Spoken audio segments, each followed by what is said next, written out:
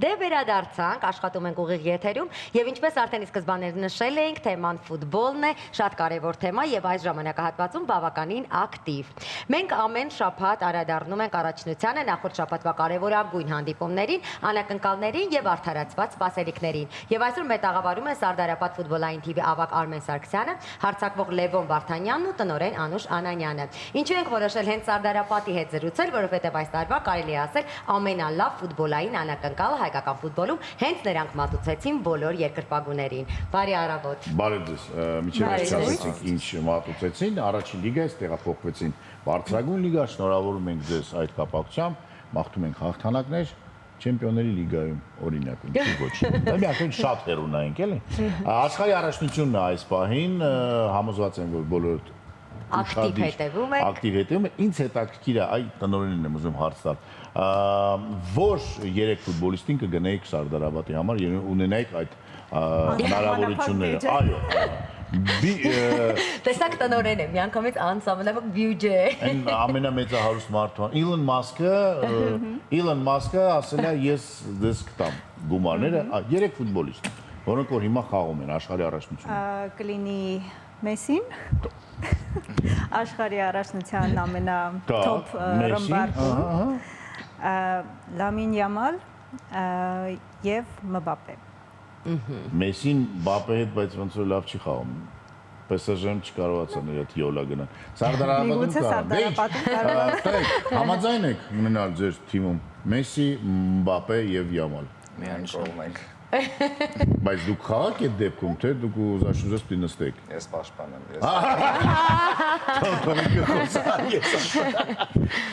Ինչ եք, աշխարհի առաջնությանը հետևում եք, թե ուշ չեք հասցնում, ում եք երկրպագում։ Ոչ բոլոր խաղերին ենք հետևում, քանի որ խաղերի գրաֆիկը մի քիչ ուշ է։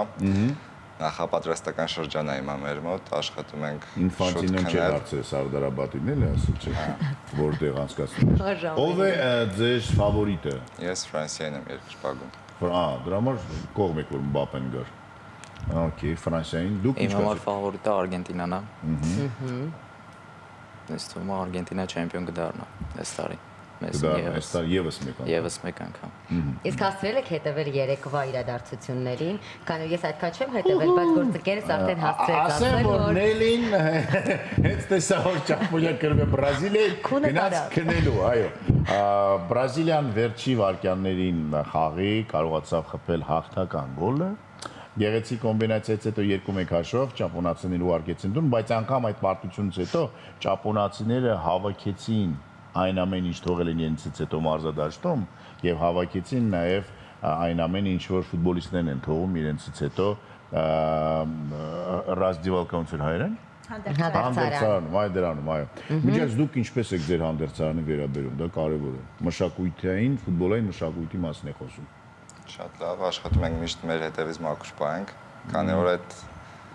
մեզանից հետո ով մտնում է հանդերձան կարծիք են կազմում թիմի մասին։ Վերջին խաղը հիշում եք, որ իմացաք, որ արդեն անցնում եք բարձրագույն լիգա, ինչ է հանդերձանում կատարվում։ Շամպայն, կիսամերկ գեղեցկությունները, ոնց բաներ կան, չկան։ Շամպայն գոհ։ Միայն շամպայն։ Ինչ գիտես, Նելի, դու այնտեղ ես։ Վերևում նստած էի գոր, հետևում էի։ Միայն շամպայն։ Ինչպիսի էմոցիաներ էիք։ Աննկարագրելի։ Հաջորդ անգամ այդպիսի էմոցիաներ երբ կարող եք, ինչ դառնաք Հայաստանի չեմպիոն։ Հա։ Կամ գավաթակ։ Գոնե։ Ինչ կա պլաններում։ Ինչպես եք դուք գծել ձեր ապագան։ Կարծեմ այս թեմայի շուրջ պետք է նաև Անուշի հետ զրուցել։ Իսկ պատասխան հարց ինչքան հեռու ապագայի մասին ենք մենք խոսում։ Դե, եկեք խոսենք այս մեկ տարվա մասին, սեզոնը որ գալիս է եւ օրինակ 5 կամ 10 տարի հետո, եթե ունեք այդպիսի ստրատեգիական պլաններ։ Բնականաբար ռազմավարությունը մշակվում է մի քիչ ավելի երկար ժամանակահատվածով, քան թե 1 տարին։ Առաջի տարին բնականաբար գիտակցում ենք, որ դժվար է լինելու բարձրագույն խումբը դա առաջին խումբ չի։ Եվ այստեղ մեր մրցակիցները բնականաբար շատ ավելի ուժեղ ու համալրված են։ Մեր համար այս տարին անցումային է լինելու, դժվար է լինելու բնականաբար top 5 թիմերի հետ պայքարելը, բայց արժանապատիվ պայքար պետք է մղենք նրանց դեմ եւ ակումբի արչեւ նպատակ է լինելու հայտնվել առաջին կեսում աղյուսակի։ Եթե խոսում ենք ֆուտբոլից, Առաջի անգամ լսեցի հայկական ակումբներ, որ ասում են մենք չենք պայքարում հաղթանակի համար։ Մենք միշտ ասում ենք մենք խմբից դուրս են գալու, մենք առաջի տեղն ենք գրավելու։ Ոչ մի արդյունք չեն գրանցում։ Եթե խոսում ենք ֆուտբոլից, ֆուտբոլն այնպես չէ, որ Հայաստանում այդքան զարգացած է եւ միշտ ունենում ենք պարտություններ, հիասթափություններ, բայց եթե խոսենք Սարդարապատից, միանգամից առաջին այսպես խումբ եւ միանգամից դեպի անցում եւ պայքարում էր բավականին մեծ ու բավականին այնպիսի թմերի հետ, որոնք տարիների փորձ ունեին, հա։ Ինչն էր գրավականը, որ կարողացաք այսպես հաղթել եւ անցնել այդ բոլոր թիմերը, որոնք որ քանի տարի շարունակ պայքարում էին գնալ դեպի գլխավոր, այսպես բարձրագույն խումբ։ Պրեմիեր լիգան։ Ես կուզեմ շեշտեմ մի բան, որ ճիշտ է առաջի տարին էր թիմի համար պրոֆեսիոնալ թիմով հանդես էին գալիս, բայց ակումբը 2021 թվականից հիմնադրվել է եւ մենք հաստատուն քայլերով մոտենում էինք դրան, այսինքն չէինք շտապում, սա մեր առաջին տարին չէր ակումբի ստեղծման։ Եվ մենք ուզում էինք ամուր հիմքեր ստեղծել իդեմս ակադեմիայի եւ պատրաստ մոտենալ արդեն պրոֆեսիոնալ թիմ ստեղծելուն, ինչը կարծում եմ հաջողվեց մեզ մոտ իդեմս տղաների, ովքեր շատ արժանապատիվ ելույթ ունեցան, պայքար մղեցին մինչև վերջ, ճիշտ եք նկատել, թիմերը շատ ուժեղ էին, ինչը բնորոշ չի առաջի խմբի առաջնությանը, այնտեղ սովորաբար հանդես են գալիս Պրեմիեր լիգայի դուստր թիմերը եւ սովորաբար 1-2 առանձին թիմ ակումբներ են հանդես գալիս, ովքեր պայքարում են հաղթանակի համար։ Այս ավարտվող մրցաշրջանում իրոք պայքարը շատ թեժ էր եւ միանգամից 4 ակումբ պայքարում էր այս չեմպիոնության համար ու ուրախ եմ, որ հենց մեզ հաջողվեց։ Եվս մեկ անգամ շնորհավորում ենք տղաներ, ինչ երազանքներ ունեք ֆուտբոլի հետ կապված, քանի տարի եք ձեզ պատկերացնում դեր Սարդարապատում եւ օրինակ, չգիտեմ, դուք եթե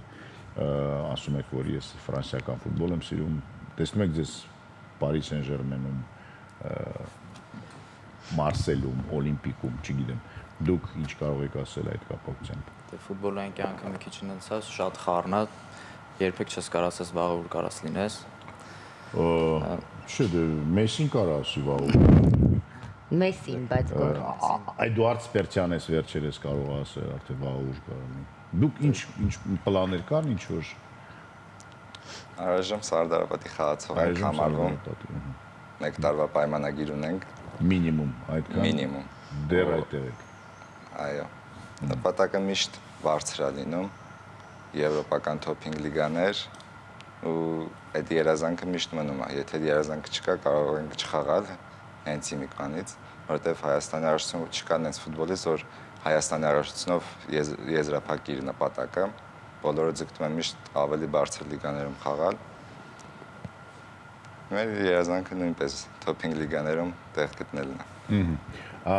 Դուք սկսել եք զբաղվել ֆուտբոլով Հայաստանում, ծնվել եք Հայաստանում, քանի տարեկանից եք զբաղվում։ Ես 8 տարեկանից։ Ես 7։ 7 եւ 8 եւ այսօր արդեն խաղում եք բարձրագույն լիգայում։ Դժվար է, հեշտ է, խաղը չէ, խաղը պարզ է, որ ունի համ իր դժվարությունները, համ այս կյանքի ուղին ընտրելը դժվար է, հեշտ է, ճիշտ է։ Որոշում Միգուցե կայացնել։ իրավաբան դառնայք ավելի շատ գումար աշխատեք Հայաստանում, օրինակ, չգիտեմ, կամ հաղորդավար։ Չէ, բարձրավոր դժվար է ճանապարհը լինում, հեշտ ոչ մի բան չի տրվում, բայց վստահ ենք, որ ճիշտ որոշում ենք կայացրել, քանի որ հենց մեր սիրած գործով ենք զբաղվում, մանկուց սիրել ենք։ Ֆուտբոլիստի աշխատանք, ասեմ, այնքանով է դժվար, 24/7 ռեժիմով դու ֆուտբոլիստ ես, դու չես կարող ժամ ու կես 2 ժամ պարապմունք անել ու դրանից հետո ազատ մարդ դառնաս, դու պետքա նորից քո ռեժիմը պահես,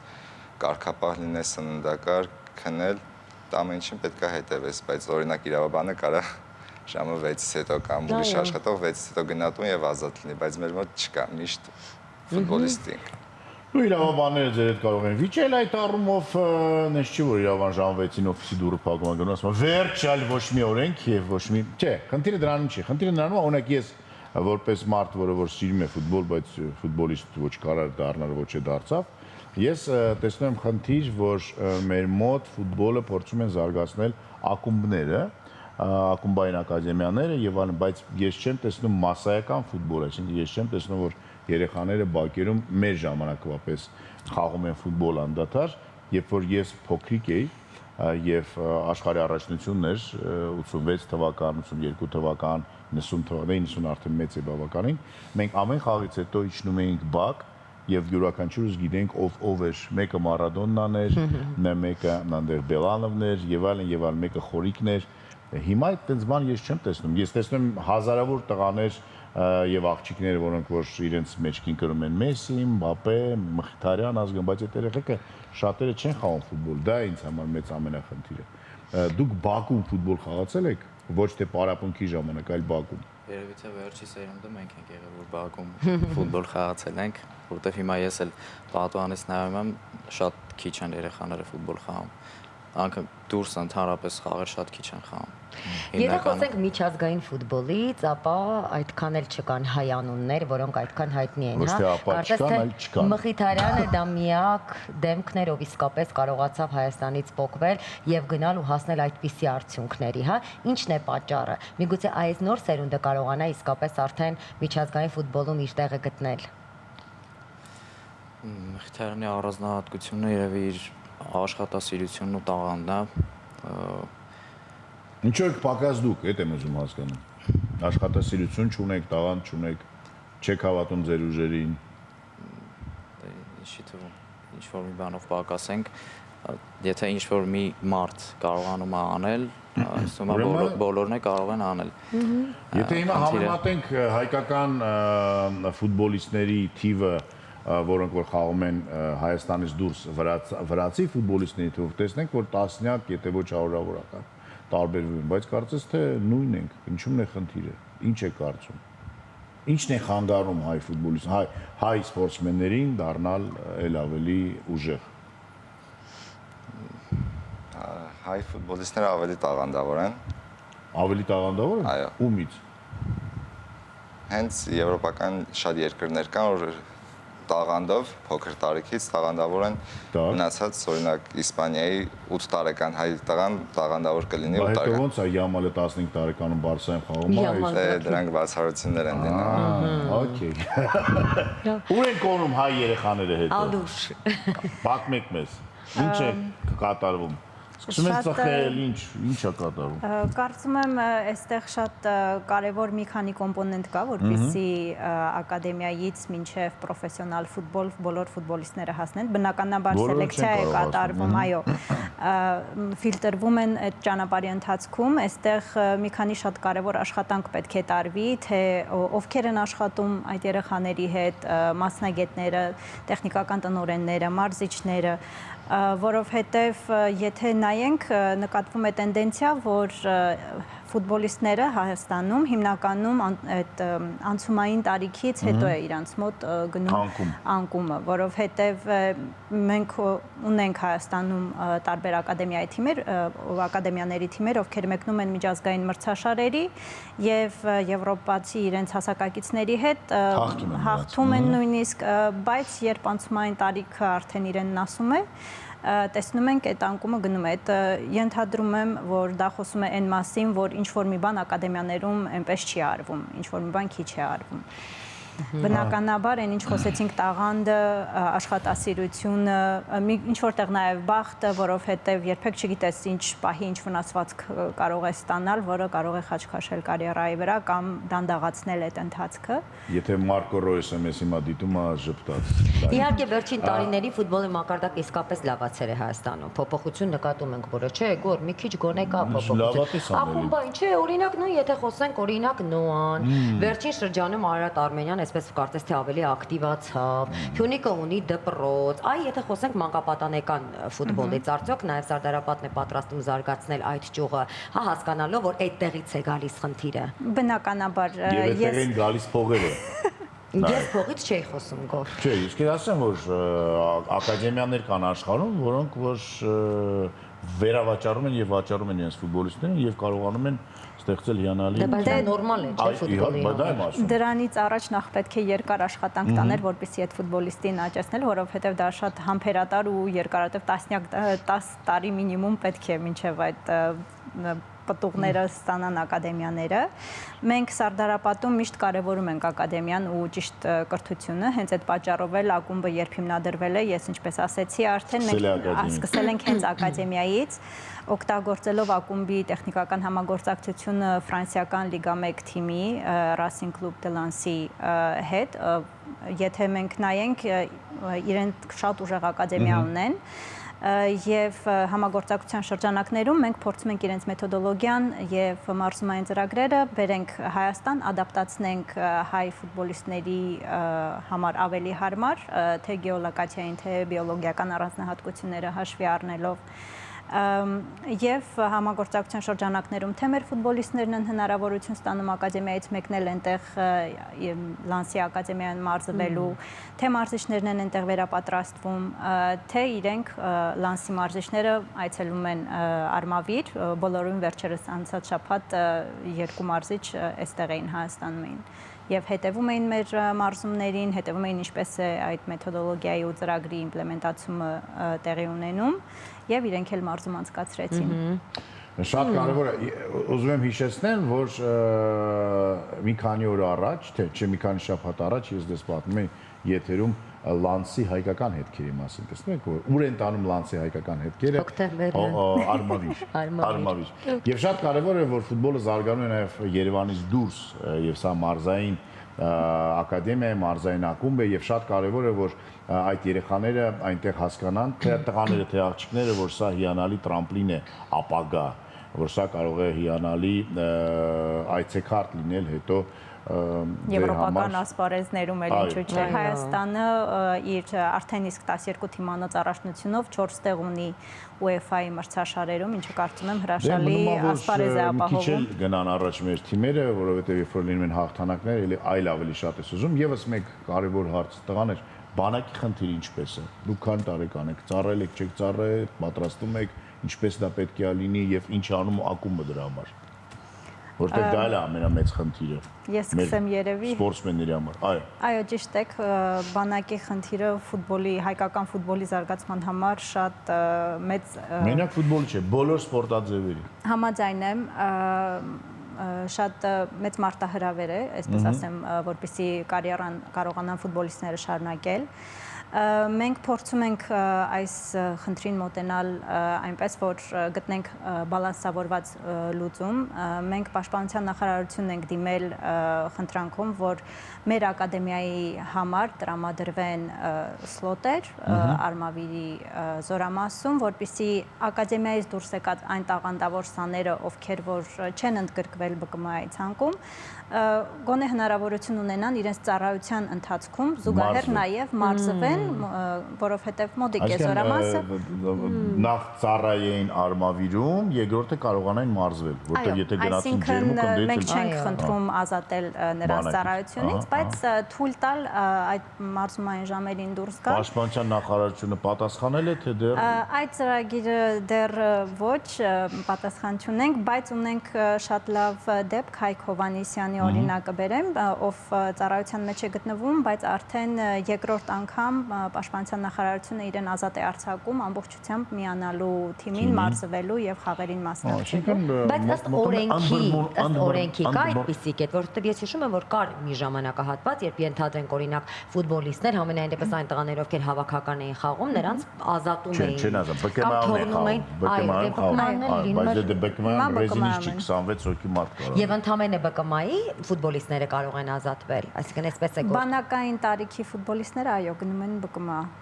այսինքն իրենց ծառայությունը այնտեղ Այլ ընտրանքային առաջարկ ունեցնելի։ Չէ, Պաշտպանության նախարարության։ Չէ, ես նախարարությունների հետ ոչ մի հարց չունեմ Նիկո։ Ի տարբերությունից, հասկացա։ Շնորհակալություն։ Շնորհակալություն, հաղթանակներ ենք մաղթում, թող բոլոր ձեր ֆուտբոլային երազանքները կատարվեն, մի քանի տարի անց ձեր անունազգանունները հնչեցնեն եւ օրինակ ինձ այս վերջերս միայն այն, որ ես հայ եմ, Միլանի օդանավակայանում օգնել է որտեղ Հենրիկ Մխիթարյան ուզում եմ որ ձեր անուն ազգանուններն է ձերը Ֆրանսիայում ձերն էլ որտեղ որ երկու Մենք արդեն բաժանեցինք հստակ Իսպանիա ձերն էլ Իսպանիայում օգնի մեզ եւ մենք բարձենանք ձեր անուններով ձեր ազգանուններով Սարդարապատին մեծ հաղթանակներ եւ իսկապես չեմպիոնների լիգայում հաղթանակ դա կարծես թե ոչ միայն իմ ամենամեծ երազանքն է յուրաքանչյուր անգամ Նելի Մենք ակտիվ կհետևենք Շնորհակալություն մենք անցնենք առաջ ինչ է մեզ սպասվում որ ըստ էության գովաստ չէ երաժշտություն Ես ավելի լավ մեզ գովաստ պետք չէ այս պահին այո միայն ու միայն երաժշտություն որ ել ավելի բարձրացնենք մեր դրամատրությունները տղաները գնան մարզվեն որ ապագայում ունենանք հաղթանակներ մնացեք մեզ